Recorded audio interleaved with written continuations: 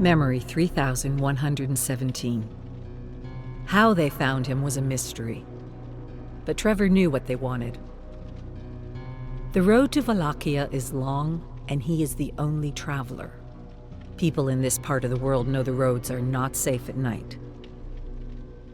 He was prepared to cast out his unwanted visitors, just as his ancestors were cast out by the people they had saved so long ago. But he knows this is the call he has been waiting for. After all these years, his time has finally come. He scans the desolate landscape and thinks about those who came before him. He thinks about his ancestor, Leon, the first of his lineage of vampire hunters. Did he travel this same road? Did he feel this same burden of duty, the weight of the world bearing down on his shoulders? Perhaps he is watching me now.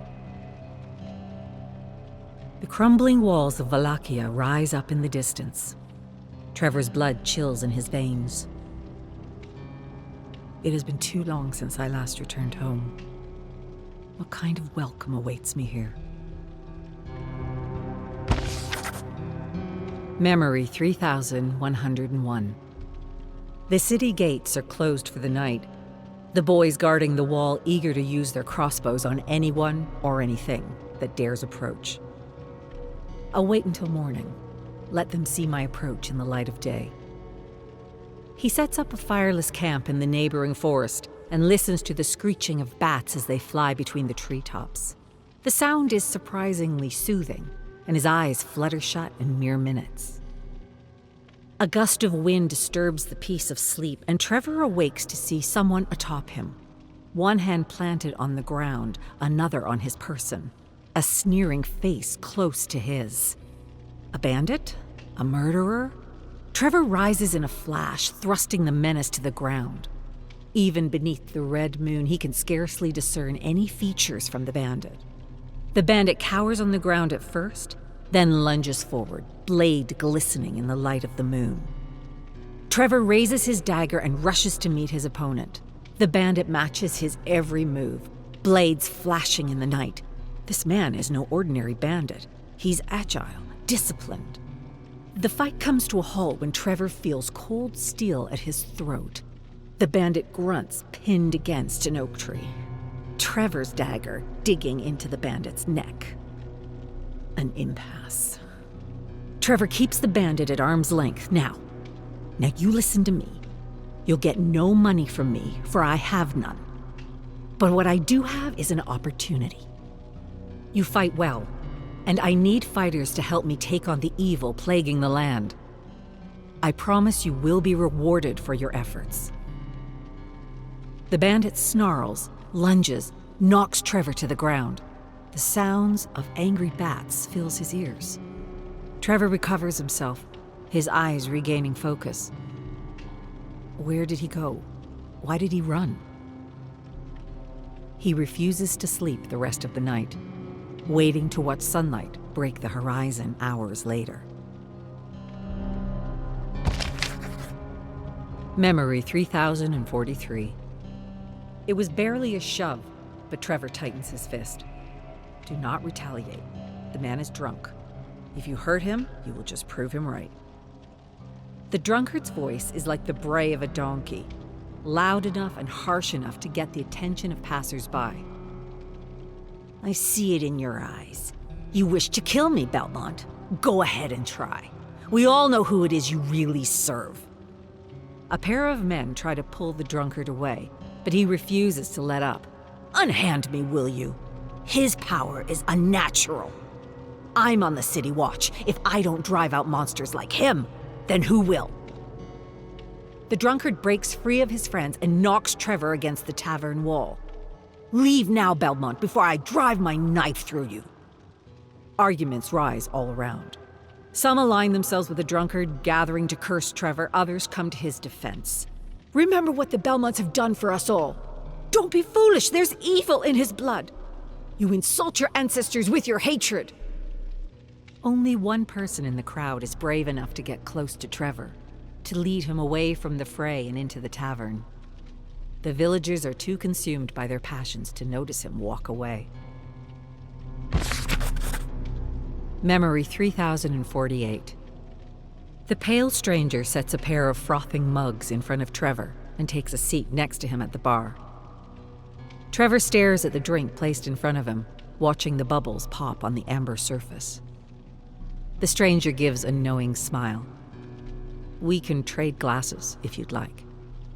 Trevor scoffs, takes the drink. In a town filled with people who curse the name of Belmont, this man was the only one to extend him any courtesy.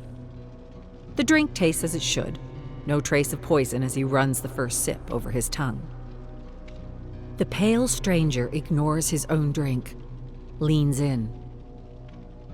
"So you really think you can kill Dracula?" The question is so blunt, Trevor nearly chokes on his drink. "I am a Belmont. I don't think I can. I know I can." They talk for most of the night.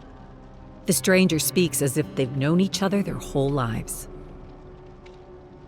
Again and again, he returns to the same topic. The Dark Lord is the embodiment of pure evil.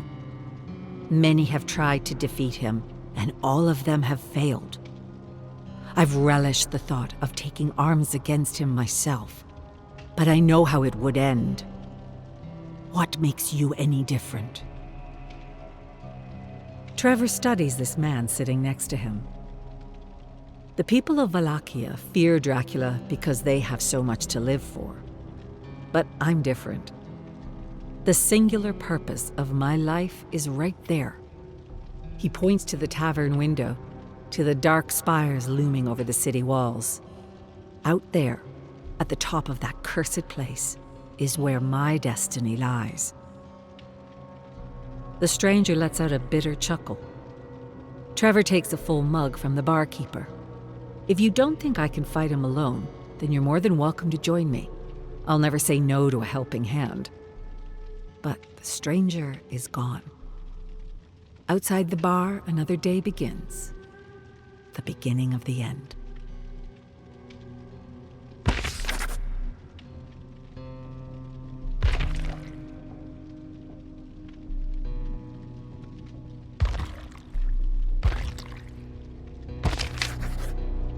Memory 3092.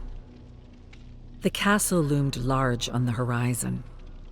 But as Trevor passed through the outer gates, the abomination was all-encompassing. A massive growth devouring the earth. A vast cemetery surrounds the castle like a great moat of death. Trevor reads the names on the tombstones as he walks by on unsteady feet. He has traveled on foot so far, and his body demands a rest. He sits before a stone monument and wraps himself in his cape. The sky churns. A storm is on its way. He knows what awaits him inside the castle. He knows he can triumph over evil. He knows he will suffer to do so. This is my destiny. I only hope my children, and their children after them, will never have to face such evil. The sky explodes in a flash of lightning. The sensation seems to awaken something deeper within the cemetery. Footsteps. Servants of Dracula prepared for battle. Perhaps he always knew I was coming. Perhaps he is waiting for me. No sense in making him wait any longer. Memory 3104. Sifa suggests they set up camp in the Great Hall.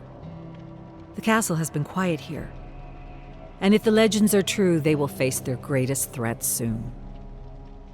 Trevor agrees, and he and Grant gather enough food for a filling meal. They talk by candlelight, sharing tales of their exploits, revisiting painful memories of defeat. Trevor asks what Sifa meant when she said they would face their greatest threat soon. We are far from Dracula's throne room. Sifa shakes her head, her eyes as cold as the grave. I was referring to his son, the one they call Alucard. Grant nods. I have heard of him as well. The fruit of an unholy union between human and vampire. Stronger than any man. I heard tell that he would roam the land in disguise. Not sure why. Maybe he wanted a taste of real humanity. The memory strikes Trevor at his core. It was mere days ago that he first arrived in Wallachia. Cold eyes met him there, whispered curses, threats veiled and made plain. Only one had treated him with dignity. He looks at Siffa and Grant on either side of him, quietly finishing their meals. This Alucard might be the threat Siffa says he is, but Trevor can't shake the feeling he will be something different altogether.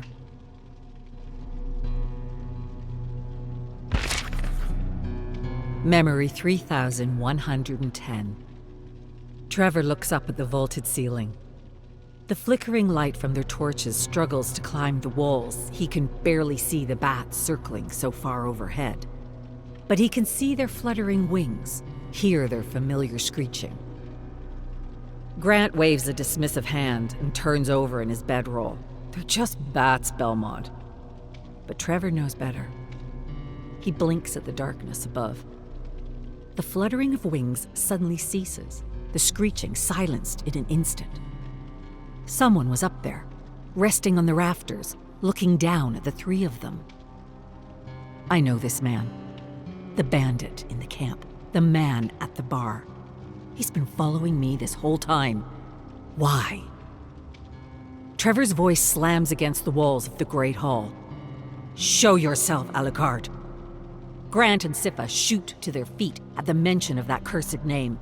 Siffa readies a spell. Trevor holds up a hand to stop her. The man in the rafters stays frozen to the spot. Trevor is hit with a wave of understanding. You wish your father vanquished, don't you? Your cause is the same as ours. That is why you followed me here. It's why you keep your distance rather than attack. There is no need to hide. Join us. Even in the darkness, Trevor can't mistake the glisten in Alucard's eye, the curl of his lip. He leaps from the rafters, his falling body dissipating into a raging swarm of bats. The three vampire hunters shield themselves against the bats as they swoop down, barreling towards the door leading out of the Great Hall. Trevor checks Grant and Siffa. No one was injured in the attack. They listen as the screeching fades down the long corridor, punctuated by a powerful demand. Find me. Prove your strength.